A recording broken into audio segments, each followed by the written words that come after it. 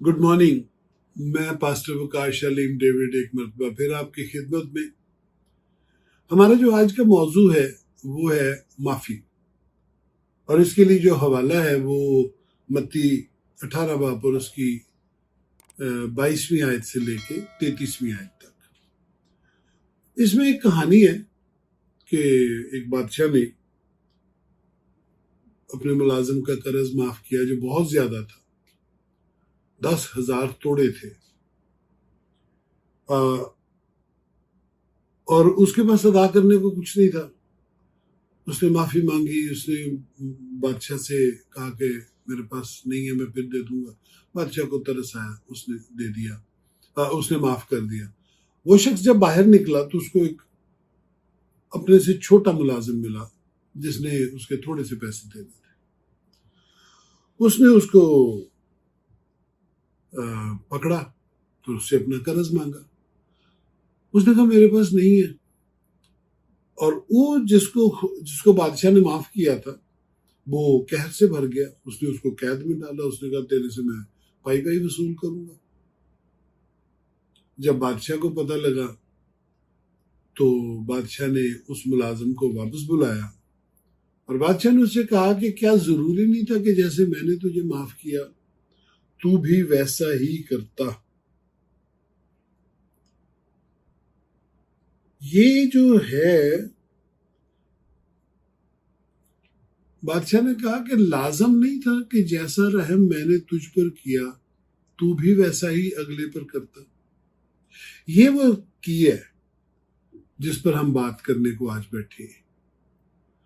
जब खुदावंद मेरे और आपके गुनाहों को माफ करता है, हम खुदावंद से कहते हैं कि खुदावंद मेरी इतनी जरूरत है, मुझे दे दे, मेरे लिए बंदोबस्त कर दे, और खुदावंद कर देता है।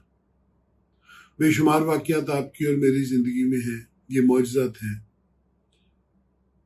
हम कभी माफ करते हैं? हमें जब कोई आगे कहता है कि मेरे ये मुश्किल हालात है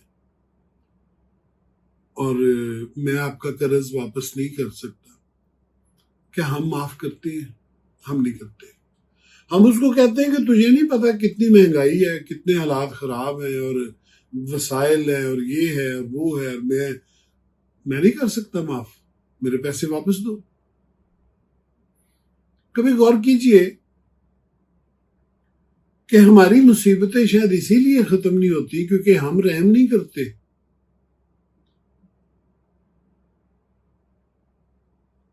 हम उस रहम को याद नहीं रखते जो हम पर हुआ है।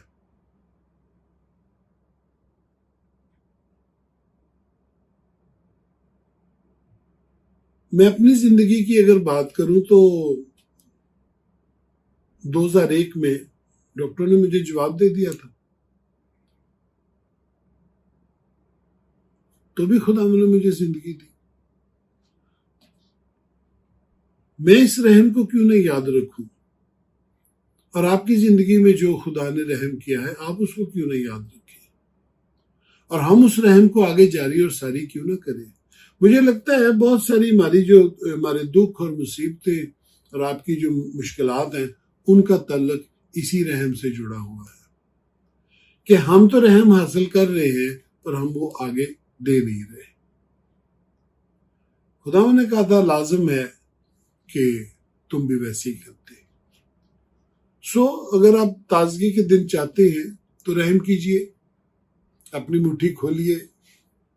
खुदा ने कहा था कि अगर तुम वापसी की उम्मीद पर कर्ज दो तो क्या करते हो ज्यादा, ये तो गैर कौमें भी करती है कि वापसी की उम्मीद पर कर्ज देती है। रहम कीजिए, रहम को जारी कीजिए अपने दरमियान, और फिर देखिए कि खुदावंद कैसे कैसे काम करता है आपकी जिंदगी में। खुदावंद आप सबको बरकत बख्शे, जीते रहे।